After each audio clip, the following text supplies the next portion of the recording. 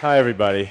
I'm afraid I'm going to ask you to go on a stroll with me through a twisted, meandering path through the dark forest of my mind. Everybody has spoken. They're all a lot smarter than me. I'm the only guy that doesn't have a fancy PowerPoint presentation or computer. I'm totally analog, so bear with me. And these are for flop sweat, in case I get nervous.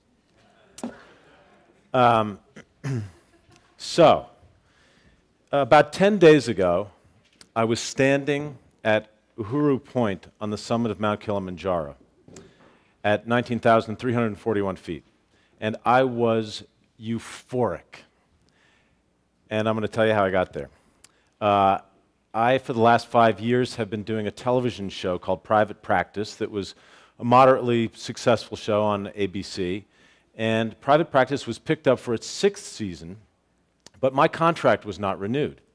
And there was good news and bad news about that. The good news was that for me, Private Practice was a creative wasteland. And so it meant that I did not have to go and be thwarted creatively 12 hours a day, 5 days a week. The bad news was that I was hurt. I was pouty, and I felt rejected, and I felt kind of angry, and it made me question my relevance in the world of the 18 to 49 demographic, which I am beyond. So I thought, I'm going to go climb Mount Kilimanjaro.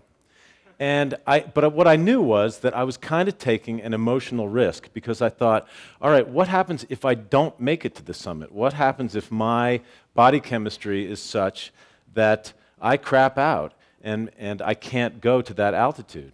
What will that do to my confidence, to my sense of relevance when I come back? And then I thought, well, maybe if I do make it, I will come back charged up, feeling better than ever, and I thought, the hell with it, I'm gonna give it a try, I'm gonna take the risk. So the one thing I promised myself was that if I made it to the top, I was going to have an epiphany, and it was gonna be huge. It was gonna be life-changing, and it was gonna happen. So now I'm back at the top, and I'm euphoric, right? But I'm not having an epiphany. I'm like, okay, come on, let's go. Epiphany, I'm ready. And it's not happening, it's not happening. And then I realized, shit, I gotta walk down now. I gotta climb down this whole freaking mountain, and I haven't had my epiphany. So as I'm walking down, I had my epiphany, and it wasn't a fireworks going off, having sex in New York sort of epiphany. It was a really mundane epiphany. It was actually an unmitigated cliche, and that was that it's all about the journey. I didn't get any place. I got to the top, I walked down, I walked some more, I stayed another night in a smelly tent, I walked some more, I got on a plane, I flew 25 hours to New York, I hugged my daughter, I flew 6 hours to LA, I hugged my son, I flew to Bozeman, Montana, I'm here, I have no idea why, and I'm on this journey, and it's awesome.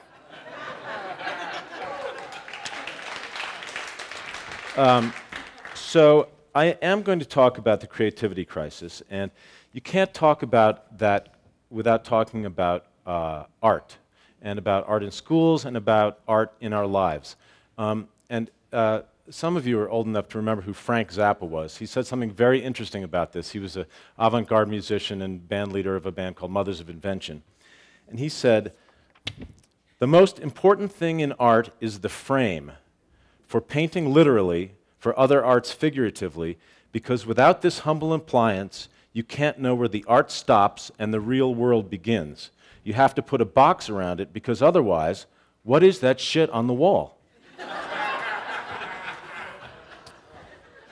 And I sort of disagree with that, and I'll get to that later. To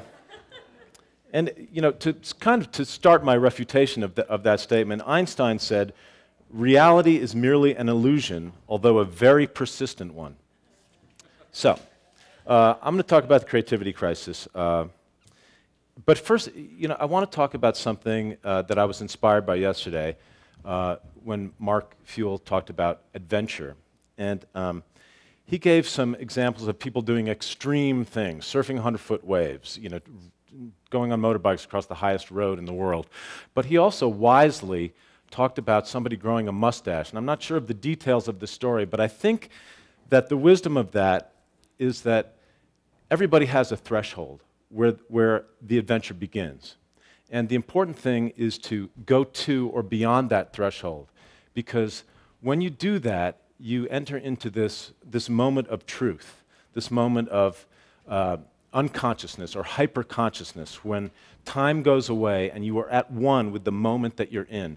For me, it's more like a moment of art, because luckily I get to experience a lot in the work that I do, particularly when I work in the theater, when my body is walking to the right chair and I'm handling the right prop and I'm saying the right line, and yet I am in this moment where time is gone and I'm completely absorbed in that moment of art, that moment of truth.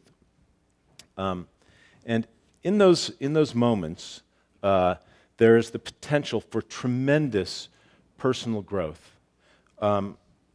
And this is one of the problems that we face in the creativity crisis, which is in our schools, which are thwarting, if not denying, our children access to that inner adventure. So this is one of the dirty little secrets about our country that people are not talking about enough. We have a 30% high school dropout rate, okay? Give or take a little bit, but essentially 30%. And actually, Condoleezza Rice mentioned it at the Republican convention the other day. She said, and I'm quoting liberally, the K-12 education crisis in the United States is threatening the very fabric of who we are. And she is absolutely right, because you have to imagine a world where a generation or two from now, if we stay at that high school dropout rate, there's 100 million undereducated people in the United States, a third of our population. And those people are in the welfare system, they're in the criminal justice system, they're taking money out of the healthcare system. So what does that world look like, especially to those of us who have some privilege? When do we reach the point where we put the razor wire around our house, when we hire a private guard and put bulletproof glass in our car? It can happen. So the question is, how do we fix that? How do we address that? And I think that art is one of the answers. So we're denying kids access to this wonderful inner adventure. And as Yarrow stated, there's been a study about creativity, and for the first time in our history, it's going down. And I think that one of the reasons that's happening is because arts are being systematically removed from public schools.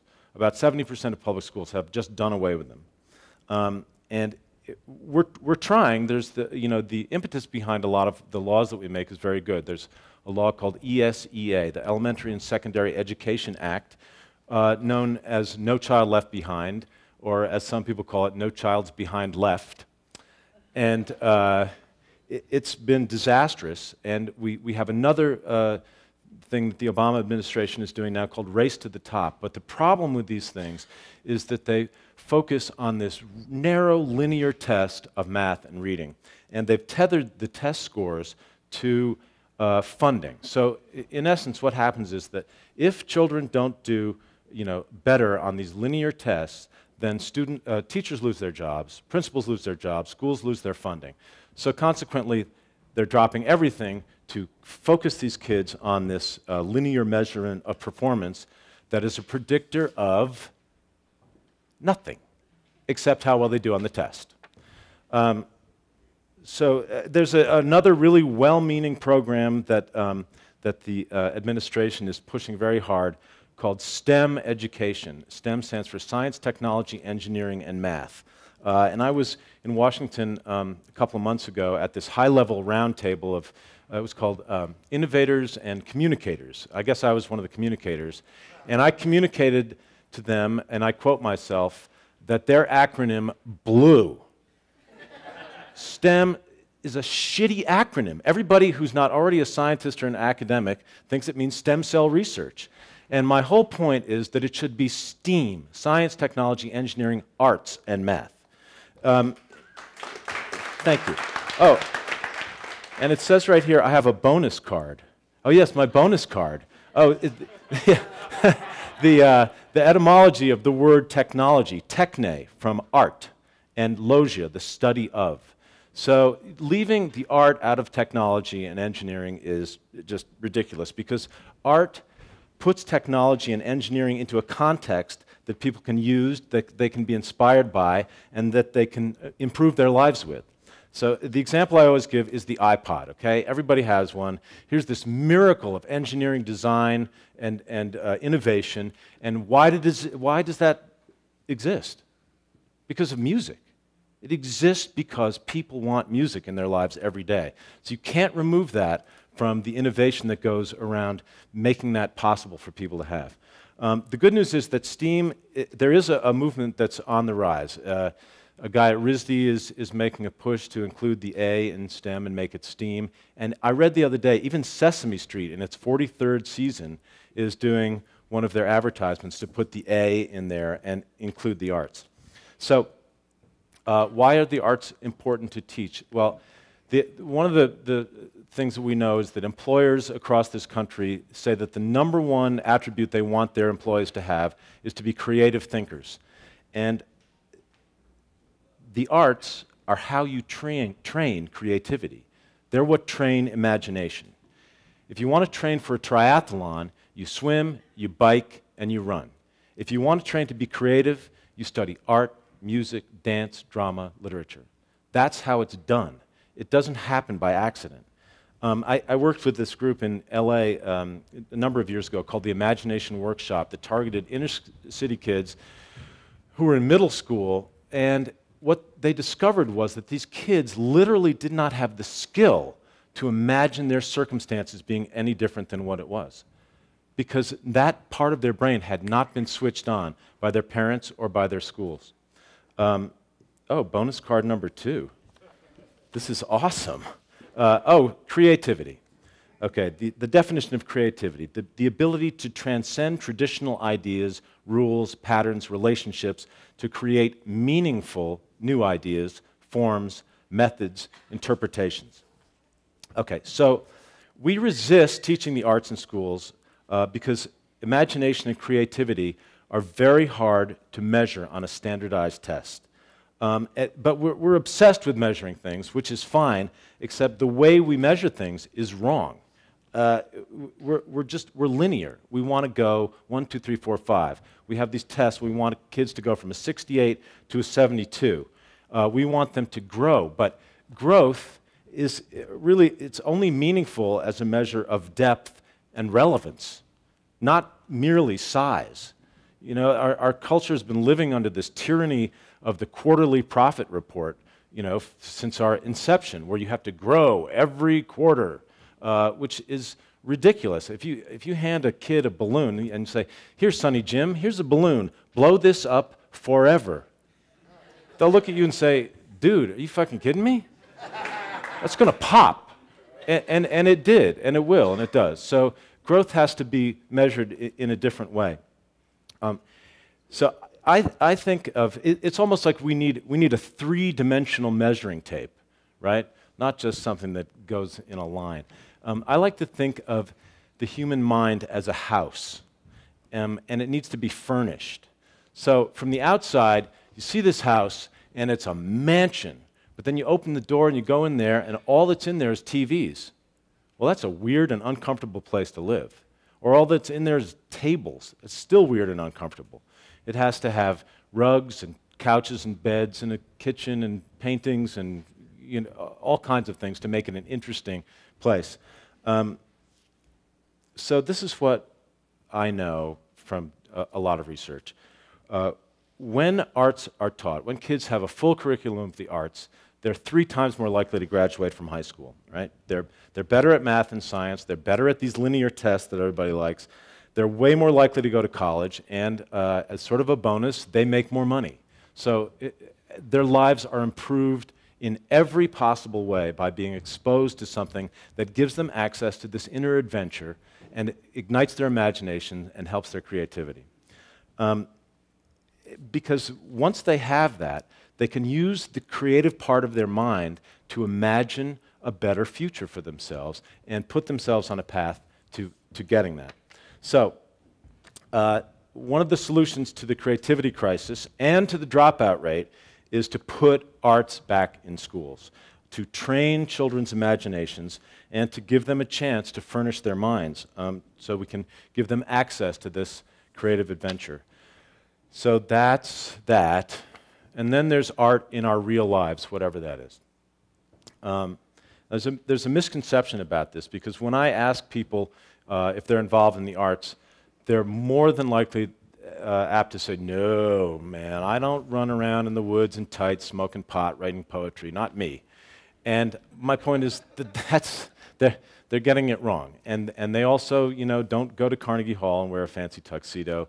And they also, aren't someone who's on the cover of a tabloid, melting down in some way. But if I ask them, if they listen to music, or do they dance, or do they, have like a garage band that they play in on the weekend, or sing in their church choir, they're more than likely to say yes. And I would go beyond that and say, did you paint your spare room, and did you sew the curtains, and did you rearrange the furniture in your house? These are all creative, artistic activities, and we're not all professional artists, but there's artists in all of us. And we need to recognize that. We need to publicly acknowledge that we are artists, whether we make our living at it or not.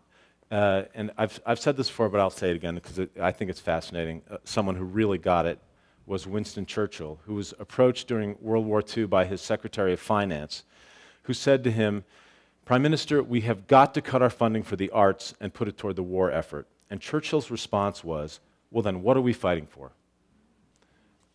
He understood the importance of culture to the human soul. So about this thing of art and real life, art isn't about reality so much as it is about truth. Because I personally believe that reality is only useful as a servant of finding some truth. So art is, art takes things like pigment and sound and movement and stories, and it frames them in a way that makes them emotionally accessible.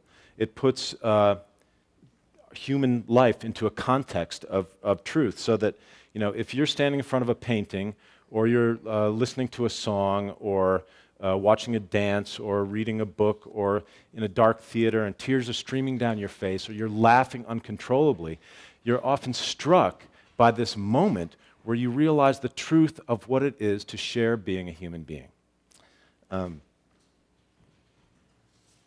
So art, it puts humanity into a context that we can share, and we don't need a common language or culture to do that. So here's the solution to that, and this is what I require or ask of all of you. And that is that we change the narrative about art in this country, that we stop being ashamed and embarrassed to say the word, that all of you embrace the creativity in you. Look at the plate of food you made and say, that is beautiful. Look at the artistic way that I put the beans over here and the spinach over there, whatever it is. And be proud of the best things in our culture. And also remember, this is important, you don't have to be an asshole to be an artist. I'm not a good example of that, but there are examples that I've known. Also, get in the habit of being creative. Find something every day that you can do, and acknowledge consciously that that is a creative act, and that's what you're doing. And also, get involved in training your children's imaginations, and insist that schools help in that training. This is what I believe. This is sort of my manifesto. That food and shelter make life possible, but art is what gives life possibilities. So remember, it's all about the journey, and what a fantastic adventure. Thank you.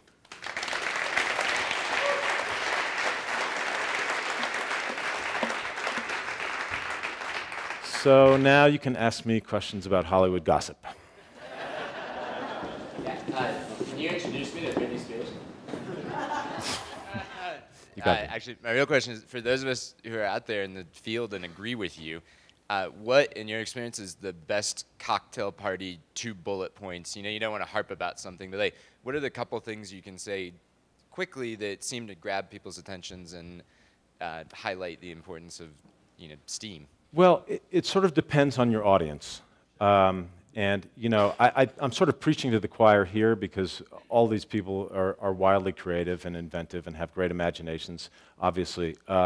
But for a lot of people, it's about the bottom line. It's about, why should I invest in the arts? And my answer to that is, well, the entertainment industry, which includes arts, is the second largest export in the United States of America, okay?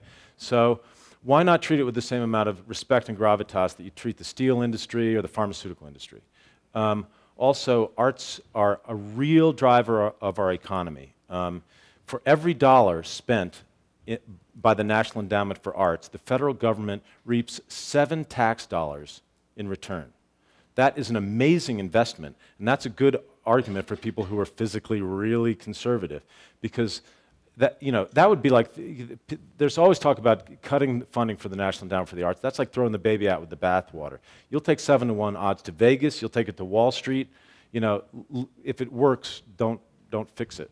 So that would be that argument. And the other thing is simply that if children are 3 times more likely to graduate from high school if they have a full curriculum of arts, I mean, why would you take that away from them? Why would you take away that opportunity from them to make a real productive life for themselves rather than to be someone who has their hand out?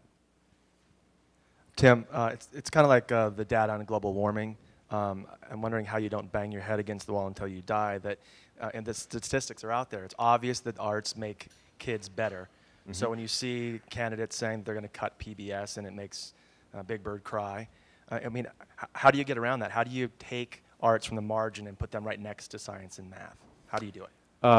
You do bang your head against the wall. I mean, that's been my mission to, put the arts on the plate with the main course. It's not dessert. It's not a luxury item. It's not something extra. The answer is I don't know except to keep talking about it. That's why I'm saying the narrative needs to change. I was really disappointed that I was at both conventions this year, and that in neither one, not a single poet was quoted, not a writer. I mean, JFK was quoted maybe or something like that, but no one referenced this rich culture that we have, by quoting or citing someone who's created something significant. I don't know quite what to do, but to just keep talking about it. And to keep making the point that it's important, and to keep, making, they say all politics is personal. Tell personal stories. Find the kid who, I'm involved in, I'm on the board of this other organization called Inside Out Writers that teaches creative writing to kids who are in the criminal justice system, right? And some of these kids have done some bad things. They're doing hard time. The recidivism rate for these kids without Inside Out Writers is 93%. With Inside Out Writers, it's 6%. It's wildly successful because it gives these kids an outlet to express themselves. It's not about grammar, it's not about commas and semicolons. It's about getting what's inside of them out. Giving examples like that, replicating programs like that around the country, is all I can tell you. Try to get involved and keep sending out the message. Yes, Mr. Craner. What's the low-hanging fruit for us a call to action for today to help your mission and our collective mission? Who do we write a letter to? What websites do we visit? Well, one of the first things that happened here, actually, Elke helped me register a domain name, called Queen of Names, called that I really want to develop, called Chain of Demands, which would hopefully be, and I think there are other similar websites like this, but a simple website where you could go and easily find a way to write letters to the appropriate people. If you are in a school district where they're cutting the arts, write letters, write physical letters, and send them to the head of the school board, the principal, the governor of the state, because politicians do respond to that. If they think voters are going to give them a hard time, they will respond. So that's one thing you can do. And one more, just to add on to that, what can Hatch as an organization and the Hatch network do? Would it just be the same answer, or? I think it's the same answer. I mean, I would just be spitballing if I gave you an answer right now, but I don't have a concrete plan. But this is my feeling is that if you can get parents, I don't think parents know this about the arts. And I think some politicians do, because I'm there squawking at them all the time. But if you can get parents and politicians in the same room and say to the parents, did you know that your child is 3 times more likely to graduate from high school if they're taught the arts?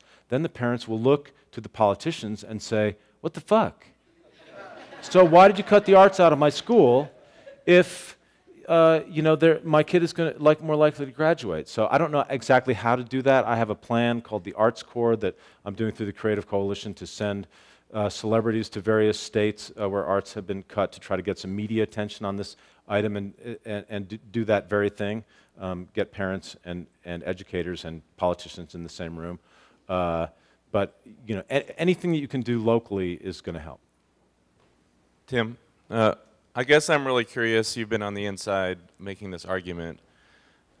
What I don't understand is how the other categories of STEM, science and technology and math and so forth, are not understood as being a creative process. And so I'm really baffled by the idea that in order to be really exceptional at math or science or technology, that you don't have to be creative. I mean, Einstein, the reason Einstein had the breakthroughs that he did was because he was first an artist, right? It took an artist to make those breakthroughs. And so I don't understand how they can't understand how if you want to have a technology solution or an engineering solution or a math solution, it first and foremost requires creativity. Okay, I think they do understand it. And the people who are working at a high level in creating technology understand it. But as I said, I want to change the narrative because saying arts is a loaded word. People are scared of it because they think it means irresponsible, drug-taking, oversexed babies. And that's not what it means. It means people who do creative things, who have imaginations and are looking at the world in a transformative way. So it's not a problem with them agreeing that people need to be creative. It's a problem of getting them to include the word arts and acknowledging that that is what fires the creative mind. Does that answer your question? To some degree. I mean, I don't understand how they can expect, if they agree that everything is a creative process, how could they not understand that the more that they teach it's the very thing I was talking about. Someone can sit there drawing all day, and you can say, "Are you involved in the arts?" Like, nope. And yet they're drawing. They're imagining things. They're making sketches of stuff. So it's a disconnect, and it's hard to understand. I don't understand it either, but that's what we have to work on. I'm hogging up the time now. Am I? I have a question about. Can you hear this? Okay. Yeah. So about the nature of competitiveness in our culture, in the sports and in those other curriculums that you're talking about, how do you think that affects the lack of curriculum in the arts? I mean, because it doesn't have such a exterior presence. Well, I'm not against competitiveness at all. I mean, I think we Americans respond to competition really well. People have been trying to figure out how to do another Apollo space program-sized thing in the United States, and they can't because we don't have an enemy to compete against, and we don't have a big phallic rocket to send into space. So competition is okay, and I think competition can actually enhance creativity. But I think what you're talking about is the standardization of education, which, as I said, has been narrowed to this very thin test, and that is anti-creative. But yeah, I mean, there is a point where all these, all these award shows where people are supposedly competing each other for best song or best actor stuff. It's ridiculous, and it would be ridiculous in high school also, because it's impossible to compare, two different works of art in a fair way. It's not that kind of thing. The answer is I don't know. Yes, Sam. First of all, Tim, thank you. Thanks. So I totally agree with you in the sense that when the first man put the first handprint on a cave, he wasn't the tribe's artist, or she, the farmer or whatever they were. But so I'm wondering, throughout the history of our civilization, the Romans, the Renaissance, the arts and crafts movement, art was never marginalized or what's the opposite of integrated? De-integrated from every activity, including the economy. So, have you thought about what sort of patient zero is of this behavior of the separation of the notion of creativity and arts from every aspect of economy? Have you thought about, I'm sure it happened in the Industrial Revolution, but have you kind of looked at that? And I wonder if there's a clue there. I've thought a lot about it. I mean, arts are the emissary of our culture, right? And we still, nonetheless, when a foreign dignitary comes here or we go to another country, the first thing that happens is that there's a big performance. For God's sake, we sing the ABCs. That's how we learn to read. That's how we learn our letters. There's a reason that we sing the national anthem. They don't just hand you a little card and ask you to read it. That's because it, like I said, it puts life into an emotional context. It makes us feel something. And I think that this is sort of more philosophical and less my area of expertise, but my sense is that someplace in the 80s, we sort of started giving up on having culture be as important to us as it once was, and started measuring everything by money. That was our measure of success, and it's become more and more and more, and we quantify everything and we monetize everything. And there's nothing necessarily wrong with that, except we should not do that to the exclusion of our culture.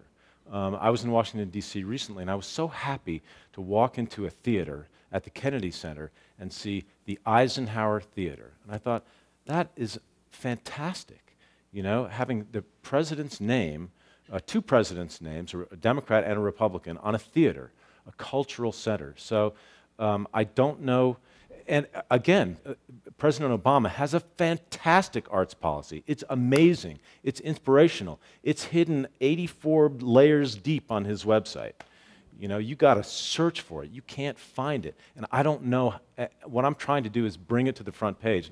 And if I knew how to do it, I would snap my fingers and do it. That's why I'm asking for your help. Yeah. Tim, to get personal for a moment, how does your art get you to your truth, and at what moment of the creative process does that happen? Well, it's a journey. It is a journey, and I have to say it doesn't always happen. Those moments where it does happen are amazing for me. But I think the main thing for me is to keep going, to keep reaching for something. And one of the things that I realized that I had to come to grips with at a certain point about myself is that I will never be satisfied. There is an itch that I cannot scratch, and the second that I scratch it, I have another itch.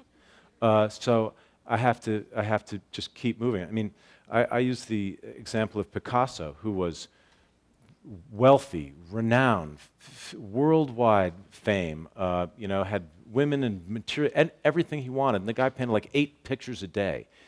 He's an example of someone who was after something. He was trying to express something or create something, and he couldn't stop. So that's what I was talking about. I think the habit, getting in the habit of creativity, which is a good thing for all of us.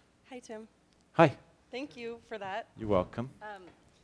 I just wanted to ask you a little bit about art and mental health.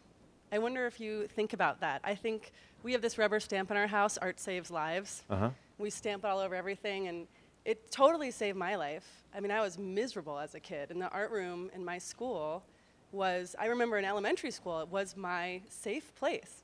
And my daughter went to an arts charter school and moved to a blue ribbon, Obama certified best public school in Montana, and she couldn't get out of bed in the morning after 3 weeks. There was no art. It was amazing to watch what happened. I just watched her wilt.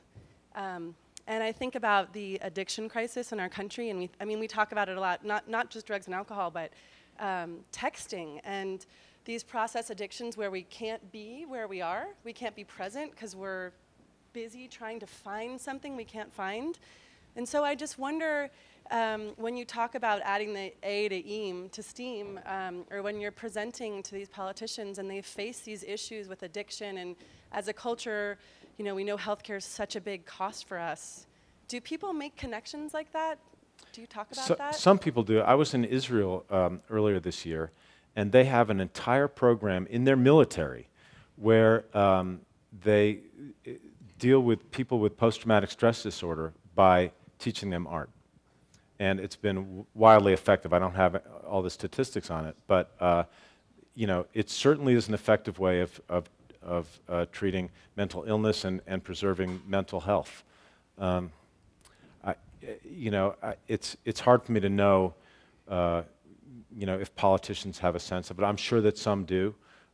It's just a hard sell when everything, once again, has become about money. Because, and obviously, like I said, we need food and shelter, but we also need to have lives that are meaningful, and that's what makes us happy. Feeling like we're participating in something that has meaning.